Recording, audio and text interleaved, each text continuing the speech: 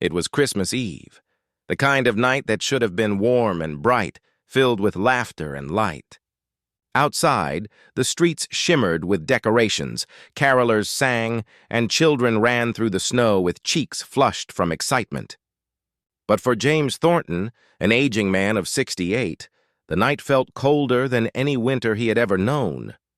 He had spent a lifetime giving everything to his family, working long hours, scrimping and saving, making sure they were never hungry, never cold, never wanting.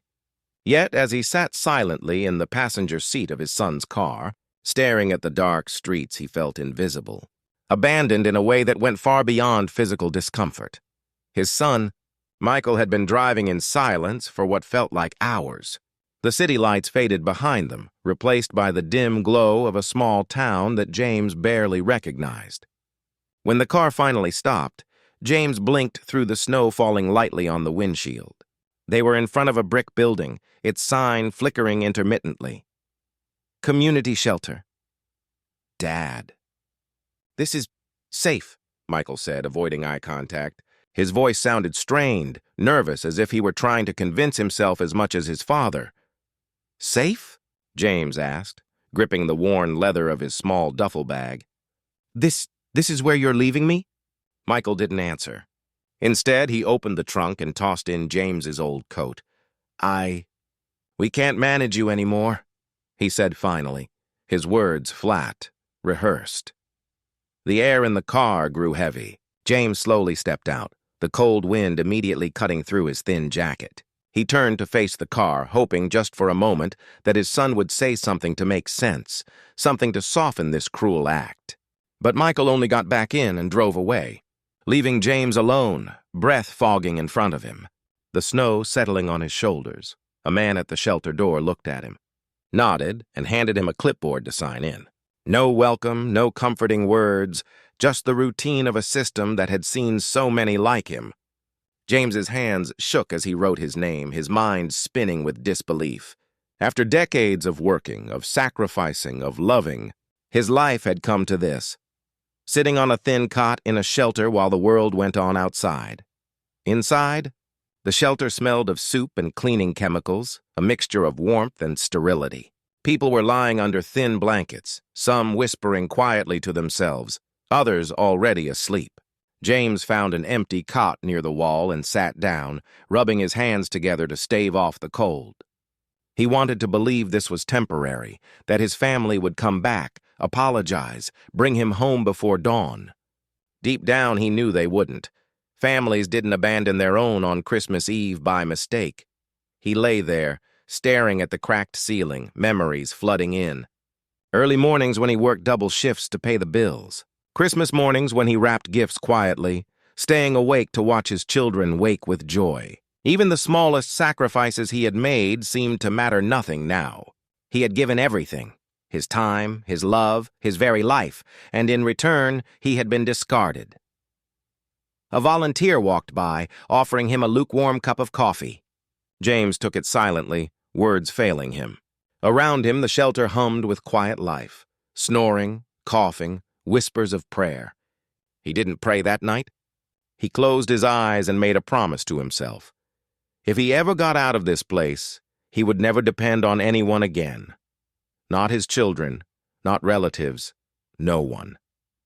He would stand on his own, even if it took every ounce of strength he had left.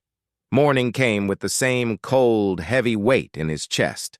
The shelter lights were dim, and breakfast was a mix of paper plates, watery oatmeal, and bitter coffee. People lined up quietly, heads bowed, some glancing at the new face among them. James joined the line, forcing himself to eat despite the tremor in his hands. Pride didn't fill an empty stomach. Across the room, an older man whispered to himself about how his children had forgotten him. A woman silently wiped tears while looking at a worn photograph. James realized he was not alone in this kind of pain. Others had been thrown away by the ones they loved most. The truth he had avoided facing hit him. Love built on convenience was fragile. When people stopped needing you, they discarded you. That afternoon, a small act of kindness arrived in the form of donated socks and coats. A young volunteer handed James a coat 2 sizes too big but warm. The gesture, small as it seemed, carried more humanity than his family had shown in decades. He put it on, the weight of the fabric grounding him, and for a brief moment he felt a glimmer of hope. He slept fitfully that night, clutching the crumpled lottery ticket he had forgotten about in his coat pocket. It was a habit he had kept for years, buying one ticket a week with a few spare dollars. Usually he tossed them without thought, but this one had survived the shuffle. As he stared at it, the numbers blurred with tears and cold. Maybe, just maybe, something could change. The next morning, the television in the shelter's dining hall flickered to life with the local news. James unfolded the ticket again, numbers trembling in his hands, 4, 12, 19, 27, 33, 48. As the lottery numbers were announced, one by one they matched. James blinked, checked again, and sat frozen. Every number matched. He had just won $5 million. The room went silent around him, disbelief echoing in the hushed murmurs of other residents. The volunteers helped him verify the numbers. He was the sole winner. Cameras appeared, reporters flooded the shelter, and suddenly the man abandoned on Christmas Eve became a public story. Michael and his wife watched the news at home, realization dawning too late. Their father, the man they had left in the snow, was now a millionaire. James walked out of the shelter that morning, still wearing the torn coat, holding the crumpled lottery ticket like a talisman. He didn't seek revenge. He bought a modest apartment overlooking the sea, quiet and warm, and donated a significant portion of his winnings to shelters, funding new rooms and meals for seniors who had nowhere to go. He built ramps, repaired roofs, and quietly helped those in need. His children tried to contact him, apologies filling the voicemail inbox he refused to check. Their regret, when it came, was hollow. They were sorry not for him, but for being caught. Over time, their lives unraveled. Michael lost his job. Their neighbors turned away. Social media amplified the truth of their cruelty. James never intervened. The world had already spoken on his behalf. Seasons passed. Every Christmas, James sent anonymous donations to shelters. He never flaunted his wealth, never bought extravagant items. Peace, he realized, came not from money but from independence, from knowing he no longer needed the approval or love of those who abandoned him. He spent mornings on his balcony, coffee in hand, watching waves crash against rocks. He thought of the family he had raised, of the sacrifices he had made, and of the strange justice life had delivered. The snow fell again that Christmas, gentle and quiet, and James, finally, felt warmth he hadn't known in years. Not from family, not from fortune, but from life itself. The story spread far and wide. Media outlets called it a Christmas miracle. People marveled at the old man who went from discarded to wealthy overnight, but James saw it differently. It wasn't a miracle, it was a reckoning. A reminder that life could right itself in ways unimaginable. When his children appeared at his door months later, seeking reconciliation, he welcomed them with calm dignity. He handed them small checks, enough to begin anew but not enough to erase guilt. Forgiveness was his, not their doing, and he explained quietly, "Forgiveness does not erase memory, nor should it. Learn from it." They left, carrying their shame. James watched the sunset, the sound of the ocean waves steady and reassuring.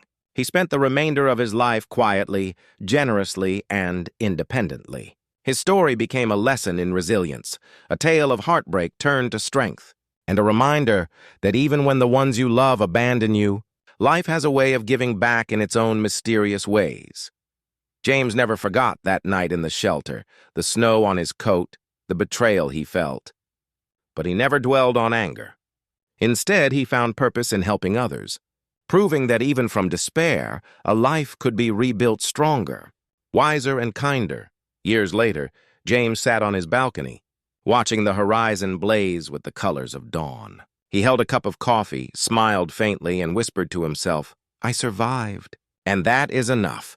He had lost everything once, only to find not just wealth, but peace, dignity, and purpose. Life had tested him, and in the quiet aftermath, he discovered that the greatest miracles come not from luck, but from endurance, compassion, and the courage to continue, even when abandoned by the world. And every year, as Christmas Eve approached, James hung a single wreath on his door. cooked a small meal for himself, and sat quietly watching the lights flicker. He smiled, not because he had riches, but because he had survived, because he had transformed heartbreak into hope, betrayal into wisdom, and loneliness into freedom. The world remembered his story, and he remembered who he had become. Not a man left behind, but a man who stood taller than life itself.